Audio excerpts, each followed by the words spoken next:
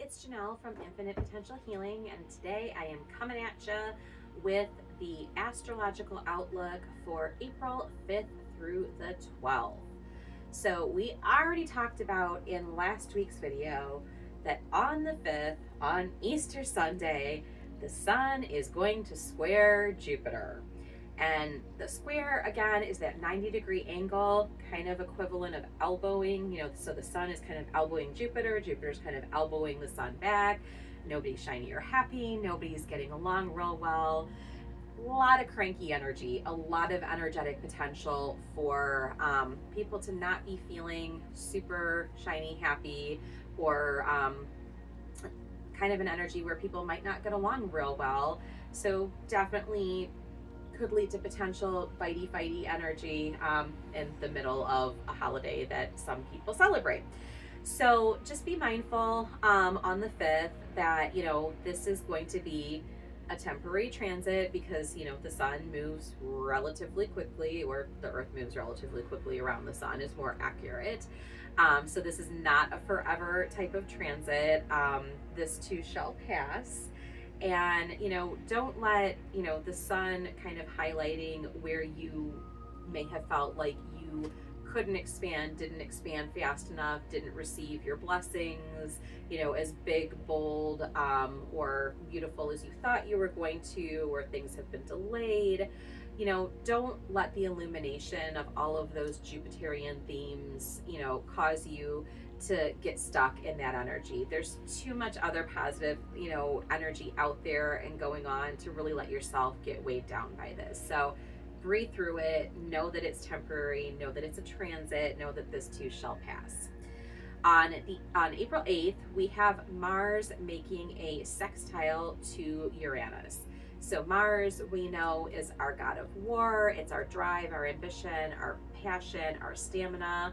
Uranus is our revolutionary change maker. He is our shock master planet. So when Mars makes this sextile, this cooperative energy to Uranus, there's a lot of initiation of unexpected change, right? So that could play out in about a bajillion different ways in your life. But it's also the element of being a relatively positive transit. So, yes, we could flip it and we could look at it that Mars being the god of war, making this cooperative transit to shockmaster Uranus could cause there to be some sort of shocking political developments. But why do we want to go there? Because it's just potential. I think when we lean into the interpretation that feels more personal and more aligned to us, we also thereby lean into the more accurate interpretation. On April 9th, we have Mars moving into Aries, and Mars is going to hang out in Aries through May 18th. So that is, 5+ weeks of Mars in Aries. That is 5+ weeks of, Mars being in the sign that it rules. So a lot of movement, a lot of fiery energy, a lot of drive, a lot of ambition, a lot of stamina, and it's gonna go beyond just this window of, this Aries stellium that we talked about in the monthly video. It's gonna go all the way through, past mid-May actually. So definitely a lot of awesome potential here.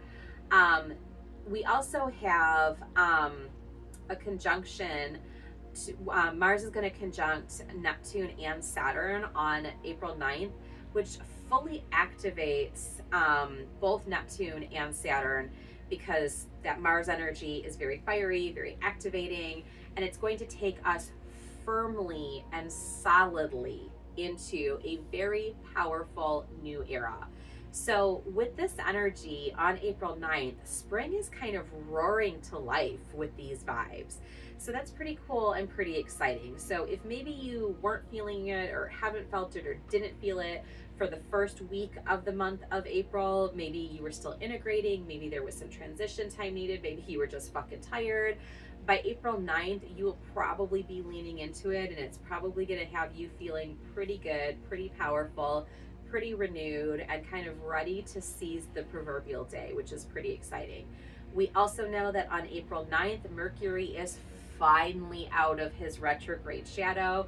He is finally moved up to the degree that he had stationed retrograde from.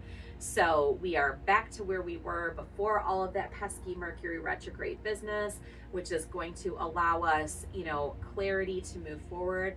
And Mercury isn't going to still be in Pisces for that much longer after, he's now gotten up to that degree from which he retrograded for. So we are about done with the Mercury and Pisces nonsense, but we are absolutely done with that Mercury retrograde shadow. So it should be smooth sailing, for clear communication, strong intellectual thoughts. Transportation issues should, basically be gone. Electronics should be behaving as well as they're going to behave.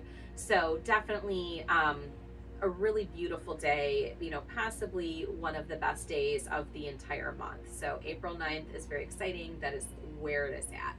On April 12th, we have Mars making a conjunction to Neptune. So again, when we have conjunctions, it means the planets are playing nice together. They're kind of sitting in the same space. They're right on top of each other, which amplifies the energy of both of the planets and causes them to cooperate and work very well together. So again, we know Mars is drive, ambition, passion, stamina, even our health. Neptune is our creativity. It's the depths of our psychology, the depths of our spirituality. It's our dreams.